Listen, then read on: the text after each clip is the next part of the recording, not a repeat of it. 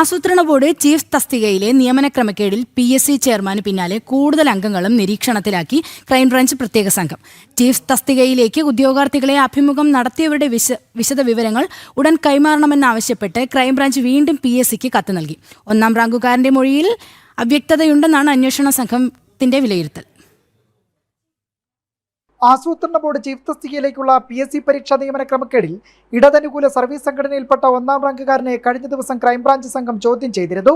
ഇതിന് പിന്നാലെയാണ് PSC chairman MR ബൈജുവിന് പുറമെ അംഗങ്ങളും ക്രൈംബ്രാഞ്ചിന്റെ നിരീക്ഷണ വലയത്തിലേക്ക് എത്തുന്നത്. ഇവരുടെ വിവരങ്ങൾ SIT സംഘം നേരത്തെ തന്നെ തേടിയിരുന്നു. എന്നാൽ PSC മറുപടി നൽകാത്ത സാഹചര്യത്തിലാണ് ക്രൈംബ്രാഞ്ച് വിശദവിവരങ്ങൾക്കായി വീണ്ടും കത്ത് നൽകിയിരിക്കുന്നത്. ചെയർമാനും 2 അംഗങ്ങൾക്കും പുറമെ പരീക്ഷയുടെ മേൽനോട്ട ചുമതലയുണ്ടായിരുന്ന ഉദ്യോഗസ്ഥരുടെ വിവരങ്ങൾ കൂടി ക്രൈംബ്രാഞ്ച് കത്തിലൂടെ ആവശ്യപ്പെട്ടിട്ടുണ്ട്. ചീഫ് തസ്തികയിലേക്കുള്ള അഭിമുഖ പരീക്ഷയിൽ PSC ചെയർമാൻ ഉണ്ടായിരുന്നുവോ എന്ന് തനിക്കറിയില്ലെന്ന് ഒന്നാം റാങ്കുകാരൻ അരുൺ ജെ പ്രതാപിന്റെ മൊഴിയാണ് സംശയത്തിനിട നൽകുന്നത്.